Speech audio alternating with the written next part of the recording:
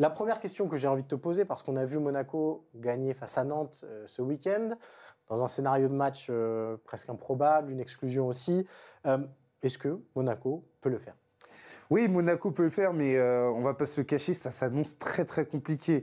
Déjà pour la problématique d'effectifs.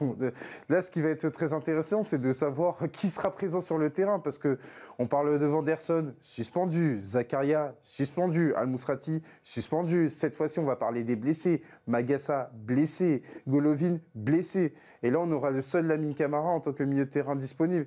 Donc au moment d'aller au Benfica, tu n'arrives pas avec toutes tes forces vives, et sur un match qui peut durer 90 voire 120 minutes avec les pénaltys, parce qu'au final, il y a seulement 1-0. C'est une tâche d'envergure qui se présente pour l'AS Monaco, d'autant plus qu'il va falloir faire un truc extraordinaire, voir un club français gagner au stade de la Luz face au Benfica.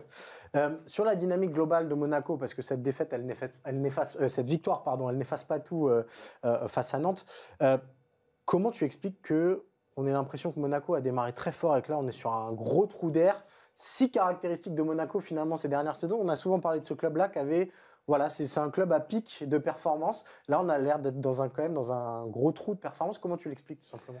Ça a commencé dès le mois d'octobre, avec notamment une série de matchs qui n'avaient pas été forcément positive, avec des matchs nuls, des défaites. On peut l'expliquer, au final, c'est quelque chose de récurrent, parce que déjà, même l'année dernière, on l'avait constaté, c'est vrai qu'il y a plusieurs problématiques, c'est-à-dire dans le jeu, à savoir que les offensives n'ont pas été forcément en réussite. Il y a eu une crise de confiance, notamment pour Brahim Mbolo. On a vu Akliouche et surtout Ben Seguir, de par leur jeune âge, ont décliné en termes de performance. Donc tout ça a un impact. Et même défensivement, on a été beaucoup moins irréprochable. J'en veux pour preuve notamment les allers-retours de Zakaria entre l'infirmerie et le terrain. Tout ça a un impact. Thilo Kehrer, qui avait bien commencé la saison, cette fois-ci, il est un peu moins bien. Donc tout ça a un impact négatif sur l'AS Monaco, qui fait qu'aujourd'hui, encore plus avec l'enchaînement des matchs, parce qu'on n'oublie pas que Monaco est engagé dans la Ligue des Champions, nouveau format, tout ça a un impact parce que en fait, vu qu'on a beaucoup de problèmes, et tous les 3 jours, on est obligé de jouer.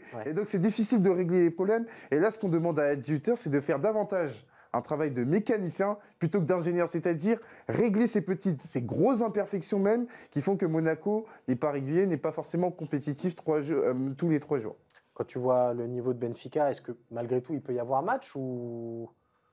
Évidemment, il peut y avoir match, parce que je n'oublie pas que l'AS Monaco, sur le match de la phase régulière, a mené face au Benfica. Je n'oublie pas que sur la première période, Monaco, pendant 30 minutes, a été meilleur que Benfica. Donc, ça reste possible. Et encore une fois, il ne faut pas rendre la chose plus extraordinaire qu'elle ne l'est, à savoir, il y a seulement 1-0 en faveur de Benfica. Et ce n'est que Benfica, en mettant des grands guillemets, évidemment. Alors oui, Benfica, c'est 3 quarts de finale de suite en Coupe d'Europe, 2 de suite en Ligue des Champions.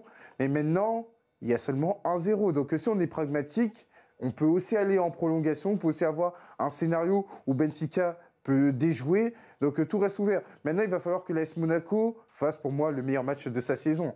Avec toutes les indisponibilités que j'ai mises en avant, il va falloir faire le meilleur match de la saison en étant compétitif, en ayant une prestation qui tend à être complète. Mais ça va être une tâche très ardue.